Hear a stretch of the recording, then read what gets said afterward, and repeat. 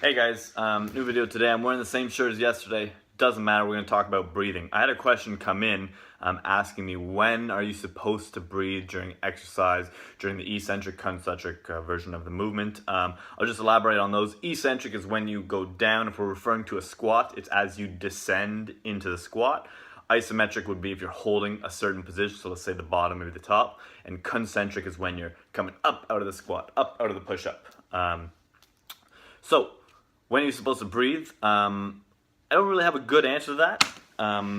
Obviously, it's going to depend on what you're training for and the weight and the load of the movement. So let's just stick with squats because it's relatively easy.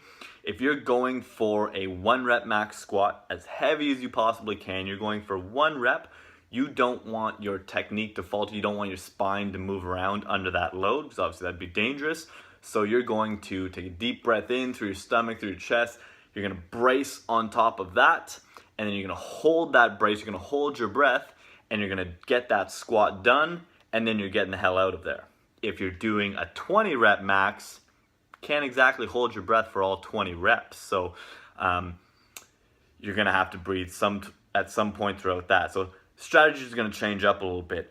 My answer towards that is you should be able to breathe. And again, this is going to be weight dependent, stress dependent. You should be able to breathe in, breathe out, hold your breath for a moment or two at any given moment of any given movement.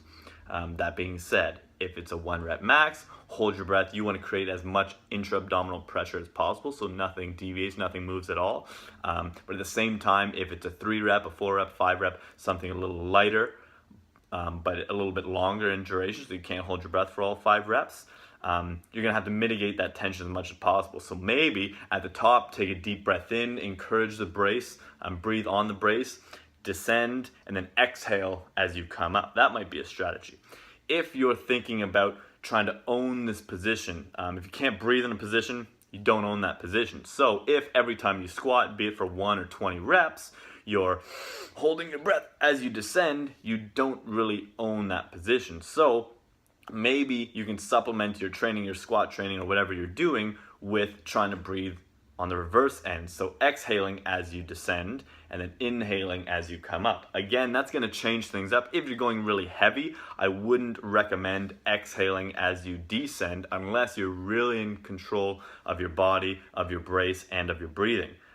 Just because the reason why that's wrong as per the literature and maybe other experts is because as you exhale, a lot of people, because they're not bracing, they're not breathing properly, when you exhale, they'll let themselves out and just kind of empty the system, and then they'll be all loose and noodly on top of that, as opposed to when they inhale, they can get really strong and they can brace properly. But you should be able to, if you think of that exhale, you're engaging your abs. Exhale, think of it as shrink wrapping your spine so everything's still getting tighter. And then when you breathe on top of that, you're just making it even tighter. But at both points, as you just heard, when you inhale or exhale, you should be braced. Don't let the exhale deflate you and lose that brace. If that's what's happening, and that's why experts are saying to inhale as you do the eccentric, or that's the strategy that you approach, then maybe, again, don't change your training regime completely, but just think about doing the reverse, controlling that position, being able to breathe at any point in time. So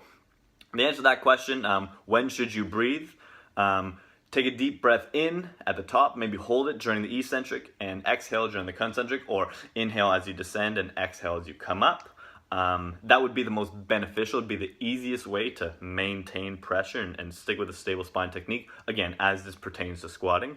But in general, as a coach myself, I would want to see my athletes being able to breathe all the time. So if someone asks me, when should I breathe during this 3 set of 12 back squat, 12 reps is not really heavy, so we're going to go a little bit lighter today. I don't want you to think of it. I just want you to be able to breathe in all the positions, okay?